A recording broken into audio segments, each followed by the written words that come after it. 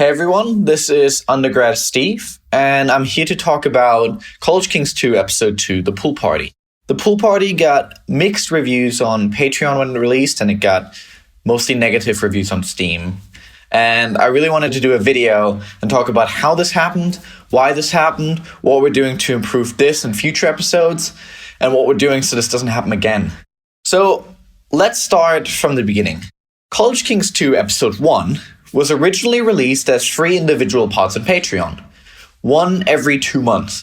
And then we put those 3 parts together to create Episode 1, and each part had gotten very good reviews on Patreon, so we're very confident in Episode 1 doing really well on Steam. But when Episode 1 launched on Steam, it launched to mixed reviews. A lot of people were saying it feels really disjointed. This doesn't feel like one cohesive episode.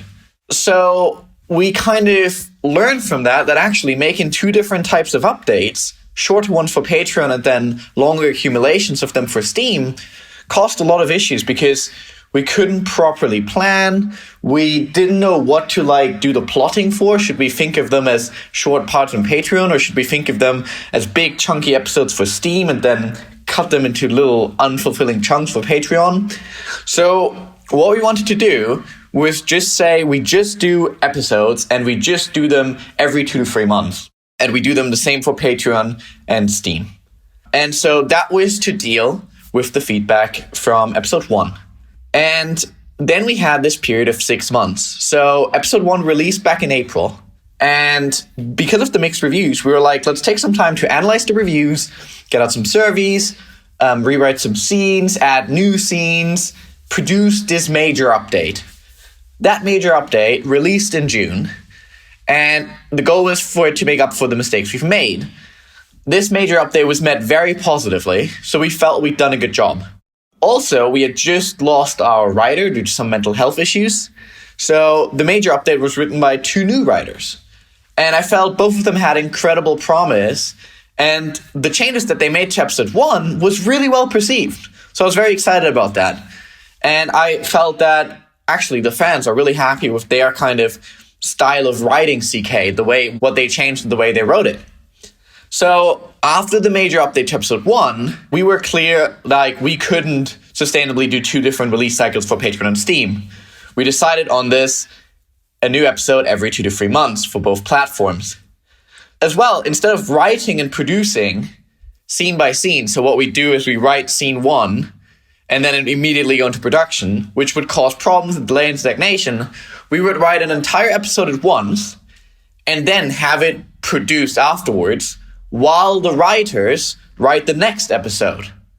Okay, so that's how stuff is usually done in TV and stuff. Well, it's even more, you write all the season, but essentially scene by scene didn't work. So we were like, let's write the entire episode and then produce the entire episode. However, that would mean that for one episode, which is Episode 2, while we're implementing this, it would take longer because it had to be written before production could start. And there was nothing for production to do. I mean, we did new outfits and locations, blah, blah, but essentially it was the one episode that would take twice as long because we were first time implementing this new cycle of writing. But the trade-off is that future episodes for that will be much faster to do and with less issues, except for Episode 2. So doing this new cycle would take 4 months, and then doing the major update took 2 months. So all of a sudden, we'd have 6 months before Episode 2 could be released. And this was furthermore delayed by problems with these new internal processes, confusion, frustration, etc., changes in the team, blah, blah, blah. So all of this caused issues and delays and took Episode 2 to take a lot longer, even though it wasn't that long of an episode, because we made all these changes and we made this major update, and we decided to do a new approach that was hopefully more sustainable.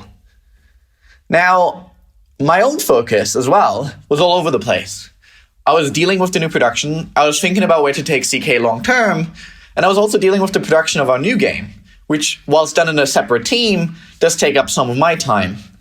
And what I didn't do at all was help the writers ease into CK, help them understand what fans want, what really I see as CK being all about, and I didn't help them the way I should have. Instead, I assumed that their writing skills, which I believe are very good, and their experience, combined with the positive reaction that the major update to episode 1 that they wrote got, means that I didn't need to be as involved in the plotting and writing. In hindsight, that was just unfair to them, but it was also unfair to all of you. Because CK is my vision. And I've done this before. I've taken a step back in College Kings 1 Act 2. And that act also got much more reviews. Because it doesn't matter how good the writers are, they cannot be expected to know my vision if I'm not sharing it clearly. And CK has always been my vision, so it's gonna feel different without me being as involved. And that's exactly what episode 2 did. It felt different because my focus wasn't on top of it. I wasn't being helpful to the writers. I wasn't there. And that's my fault. It wasn't the writers' fault. It wasn't the art teams. It wasn't the devs. It was my fault. I didn't have the right focus. So, moving on, when I played through the episode before release, I really liked it. And you might say, Steve, how can you say it's not your vision, but then say you really liked it? Surely that means it did align with your vision somewhat. Thinking about it, the writers wrote something really cool and unique, in my opinion, but it wasn't quite CK. I enjoyed it as a player, not because it was exactly CK as CK was always been, but it was fresh and new and funny. And besides that, there was one very valid complaint that most players on Steam had. This is priced nearly as much as episode 1, but it only has a third of the content. What is this? Greed, a cash grab, passionless trying to squeeze more out of CK? Maybe it was greedy. With CK2 episode 1, no one complained about the price, so I knew that was a good price. And I knew that episode 2 would be a third as long, so why not make it a third of the price? Well, genuinely, I thought it was better. I thought we'd up the quality. We'd taken so much time to make this update better than previous updates. And I was like, the improvement in quality is worth increasing the price. So I ended up going for a middle ground between a third of the price because of the length and the episode 1 price, which ended up being roughly $9.99 in US dollars. The huge problem with that was that while the length was adequately assessed by all of you, most of you didn't feel like there was an improvement in quality. And I think that's because we focus on the entirely wrong things. We improved the detail of the art and the locations, the depth of the free roam mechanics, the branching of the relationships, the detective clue board, and the humor. Many of these things weren't what you guys were looking for, which again is completely fair. It was my lack of guidance and focus that caused these decisions. So for this, and the price point I set, I sincerely want to apologize. Future College Kings episodes will be priced in line with their length, oriented around the precedent that College Kings 2 episode 1 set out. The unfortunate thing with pricing is that you can't take it back. We can reduce the price in the future, but we all know that's going to cause just as much outrage because many of you have already bought it. In addition to the pricing, the deluxe and supporter versions, or editions as I originally had named them on Steam, were very confusing. Because again, I hate to sound repetitive, but I fucked up. I decided on the names. I decided on doing them in the first place. I thought they'd be a nice way of generating more funds for development whilst giving players optional goodies.